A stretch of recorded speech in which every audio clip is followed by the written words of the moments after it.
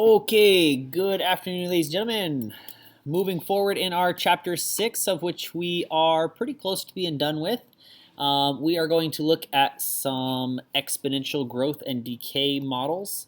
And we are going to first look at a little bit of the calculus behind kind of where they come from.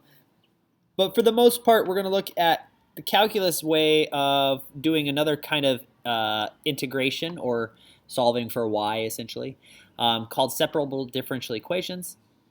And we're going to look at these next three, the exponential growth, the exponential decay, and the radioactive decay. Radioactive decay is exponential, but I just kind of like to do it separately.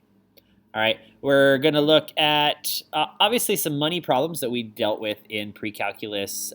We dealt with some of this stuff in Algebra 2, we dealt with it in pre-calculus, and we're going to deal with it again, but the calculus book likes to describe things obviously a little bit more challenging, but the fact that these equations all come from calculus, or they can come from calculus, they can be derived from calculus or by calculus. All right, on to the first. The first thing we're going to look at is the separable differential equations. And what we're going to start with is a differential equation in this form. dy dx is what ends up being a function of y multiplied by a function of x. We call it separable because we can rearrange this statement to have an f of y and a dy on the same side, and then a g of x and a dx on the same side. What we can do is integrate both sides. Well, if I was to multiply both sides by d of x or dx and divide both sides by f of y, I get this simple statement right here, of which we can integrate. So here is an example. The one example we're going to do is dy dx is equal to xy squared, quantity squared, when y is 1 and x is 1. So we're going to solve for our c value. And so let's just go ahead and go get into this. I have dy dx is equal to what ends up technically being x squared y squared, right? I'm going to multiply both sides by dx and divide by y squared. So I get dy over y squared is equal to x squared dx. What I want to do now is I want to integrate both sides. So I'm going to integrate this. This becomes y to the negative 2 dy. It's a little easier to deal with rather than the fraction. Equals the integral of x squared dx. If I integrate the left-hand side, this becomes negative y to the negative 1 equals x to the third over 3 plus c. Now, normally you would add c to the other side as well, to the y side, but you don't need to because both of the c's will combine together to get a different constant. So we're going to use this constant over here. Now we're going to use our initial value statement. So we're going to say, okay, plug in y equals 1. So I get negative 1 to the negative 1 is just negative 1.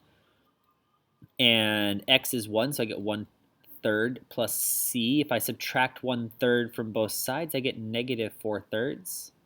So I'm going to substitute that back in. I'm going to say negative y to the negative 1 is equal to x cubed over 3 minus 4/3. Sorry, that was supposed to be a 3 right there. Okay, well, technically, if I can get rid of this negative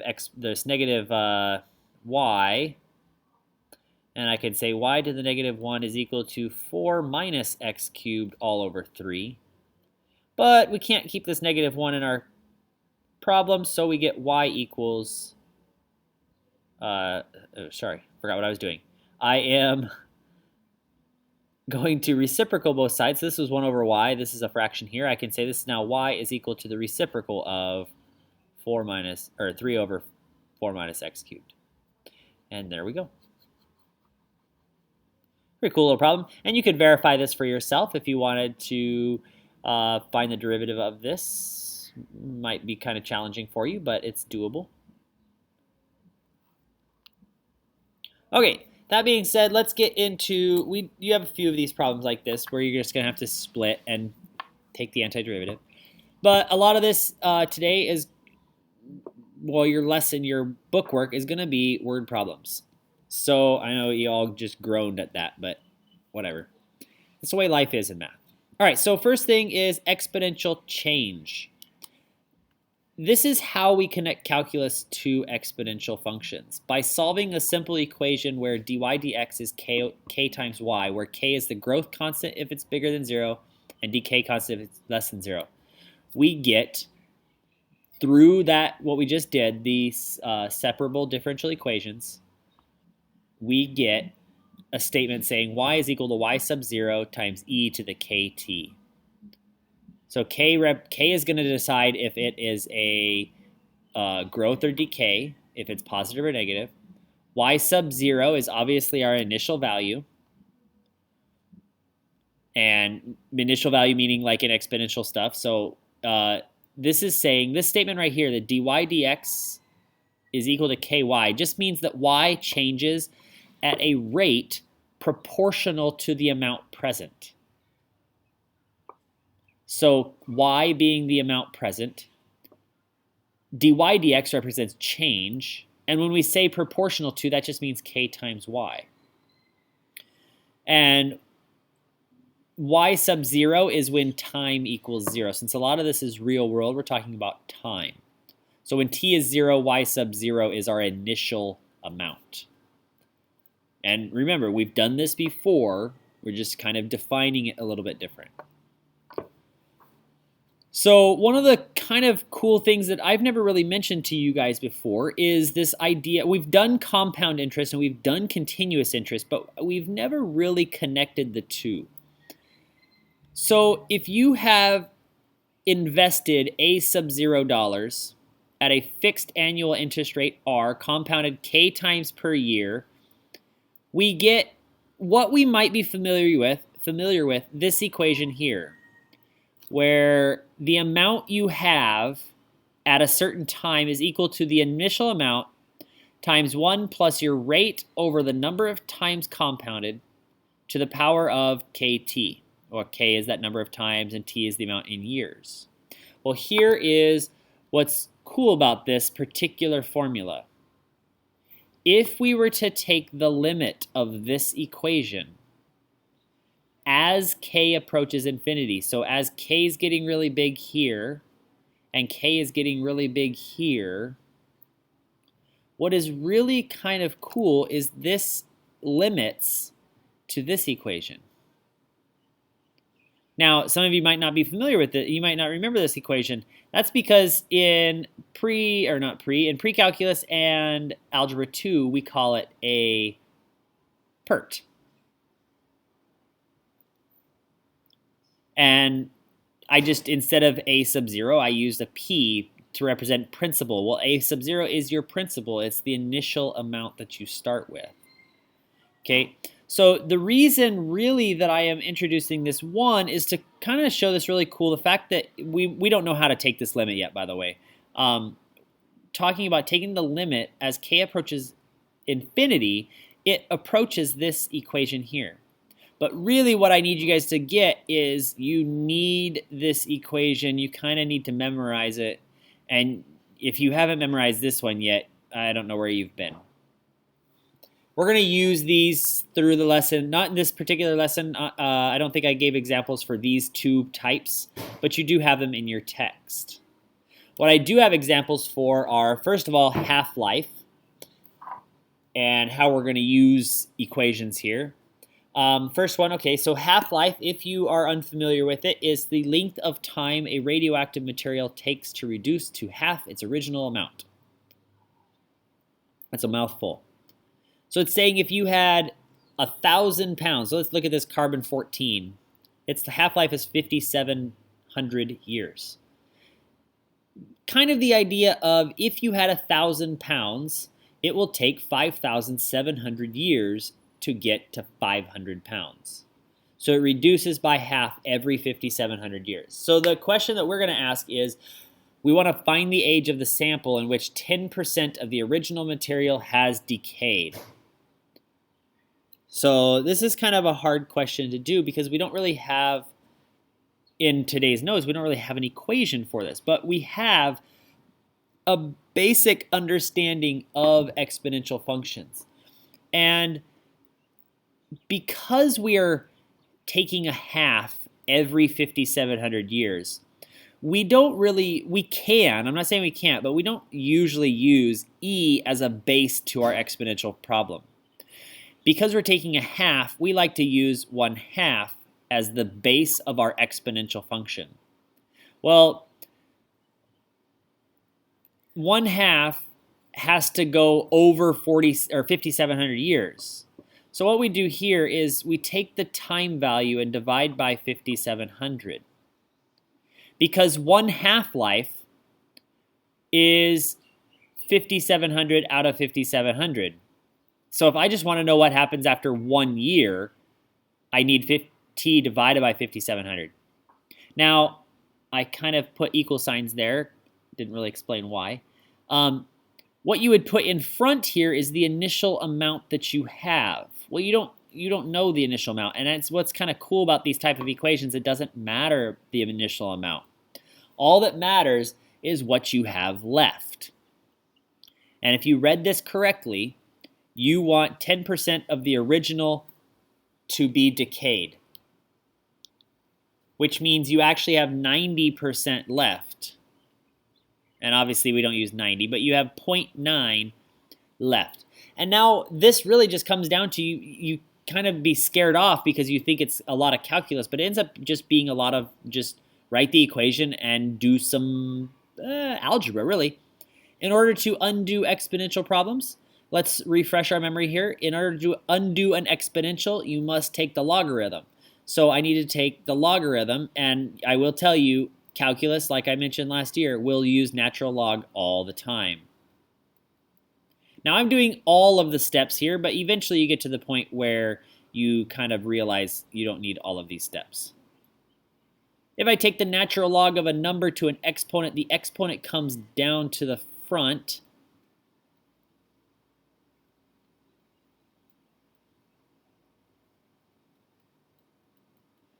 And you're solving for t, so I can, if you think of this as something over 1, so it's natural log over 5,700, I can multiply by 5,700 and divide by the natural log of 1/2, so I get t is equal to 5,700 ln of 0.9 over the ln of 0.5, and I get t is approximately, let's see, where'd my calculator go? I get 5700 ln 0.9 divided by ln 0.5, and I get 800, approximately 866.4 what? I guess we're going years, find the age, so years.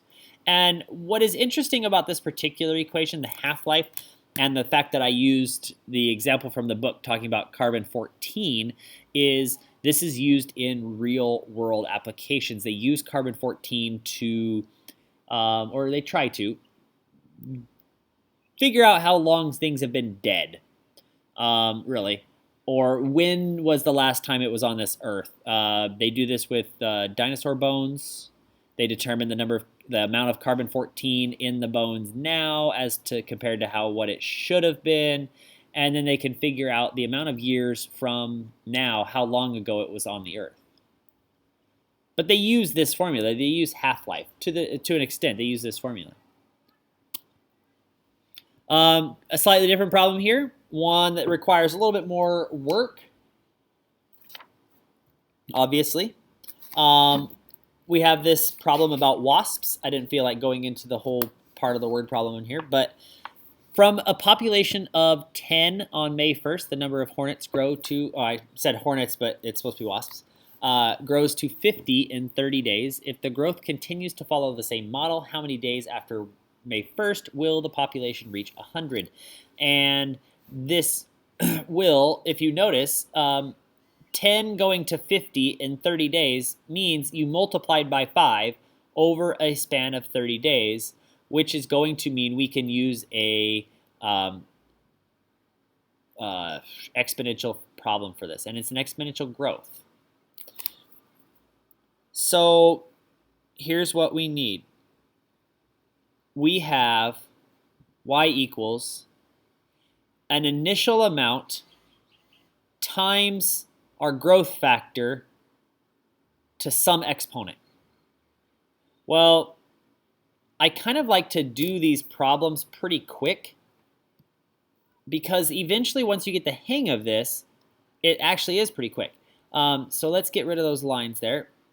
And the initial amount that you start with is 10, and you're growing by a factor of 5 every 30 days. So it's the same as the half-life problem. It's going to be t over 30, because in 30 days is when I multiplied by 5. Not after 1 day, not after 2 days, that sort of idea. Now, that's just the equation we get from the basic beginning statement, but we want to know when will it reach 100. So we have 100 equals to 10 times 5 to the t over 30. Don't multiply 10 by 5. Don't do that. Divide both sides by 10. I get 10 equals 5 to the power of t over 30. If I take the natural log of both sides, you can do that whole process again, but you noticed I eventually, on that last page, divided by the natural log of the right-hand side of that natural log of 0.5. So I'm going to do that here. I'm going to say it's now the natural log of 10 over the natural log of 5 is equal to, and again, there's another reason for this, but not really going to worry too much about that. t over 300. Time is equal to 300, not 300. I don't know where the 300 came from. 30. 30. ln of 10 over ln of 5. Do that really quick. Make sure you use your parentheses in every location that's necessary. And you get 42.9. So then you kind of interpret your answer, because maybe this is part of a free response question, and they want to know a very specific statement. So 42.9, what does that mean? Growth rate continues. How many days after will the population reach 100? About 43 days. Not years, not months, but days. All right, pretty simple, not too hard. We've done this for a couple years, always in little sections though. Let's finish off here with what we call Newton's law of cooling. Newton gets his name on a lot of things. It looks like a complex equation, but it's really not too hard. So if T is the temperature of an object at time T, T sub S is the surrounding temperature, and T sub 0 is the initial temperature, whereas time equals 0. Then we get this, like I said, somewhat complex equation. And again, it does come from a kind of a basic exponential or whatever separable differential equation, and this is actually what comes of it. So we can ask this question here. You have a hard-boiled egg, it has a certain temperature, you put it in a pan, typo, pan under running water to cool, not call, C-O-O-L. After 5 minutes, you find the temperature of the egg to be 38 degrees, and how long will it take to reach 20 degrees? Now, this particular problem is going to take 2 different calculations. First calculation is you got to look at this equation and you look at all of the variables. You have 1, 2, 3, 4, 5, 6 variables. Remember, E is not a variable. You have 6 variables. Let's see how many things they gave me. 1, 2, 3, 4, 5. Darn. They actually did not give me enough information to just plug everything in all at once. But let's see what we have. The temperature at time T. So since we're talking about 5 minutes later, we know The temperature at time t is 38. The temperature of the surrounding anything, water, air, whatever, is 18. The initial temperature is 98, minus again that outside temperature, times e to the negative k times 5. Oh, I miscounted, I guess. I have 1, 2, 3, t sub s is one variable. It's 1, 2, 3, 4, 5 variables. They gave me 4 pieces of information, but I can't use that 20 degrees yet. Okay, sorry, my fault. We do some math. This becomes 20 equals 80 e to the negative k times 5. What do you suppose we're going to be looking for? We're going to be looking for k. So if I divide both sides by 80, I get 0.25 equals e to the negative k times 5. Take the natural log of both sides and divide by negative 5. I get k is equal to the natural log of 0.25 divided by negative 5, which is approximately, I did this one already, negative 0. No, sorry, not negative. It's 0.277. Now, if you have that on your calculator, keep it because we're going to use it. All we figured out is what is the k value that represents this particular problem. And you got to remember, k changes for the different problems involved. So you always have to find k, and then you use k to find the question, or find your answer of the actual question. So I have to do that. I have to get that number there. ln of 0.25 divided by negative 5. Okay, now I have it. Now we need to figure out how long. So we need to figure out this t. Will it take to reach the egg to reach 20 degrees? So 20 is the amount of the temperature at time t, minus the surrounding temperature is still 18, equals the initial temperature is still 98, the surrounding temperature is still 18, and now the thing is we have a k value. We have a negative 0.277 t. And the reason it's negative is because the equation is negative. K here was a positive number, so it still remains negative here. And again, we just do some simple math. 2 is equal to 80 e to the negative 0.277 t.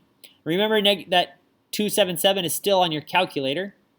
And if you follow the process from the left-hand side, we're essentially going to be doing the ln of 1 over 40, or 2 over 80, divided by negative ans, or 0.277. But use the answer key, or the answer button. ln of 1 divided by 40 divided by negative answer, I get approximately 13.3, sorry, not seconds. I don't know why I wrote that. Minutes. Approximately 13 minutes later, it will go to 20 degrees. All right, pretty cool little problem. Again, all based off of calculus, but you notice we didn't do much of the calculus here. We just kind of used the equations. All right, that finishes us off. I will see you guys tomorrow.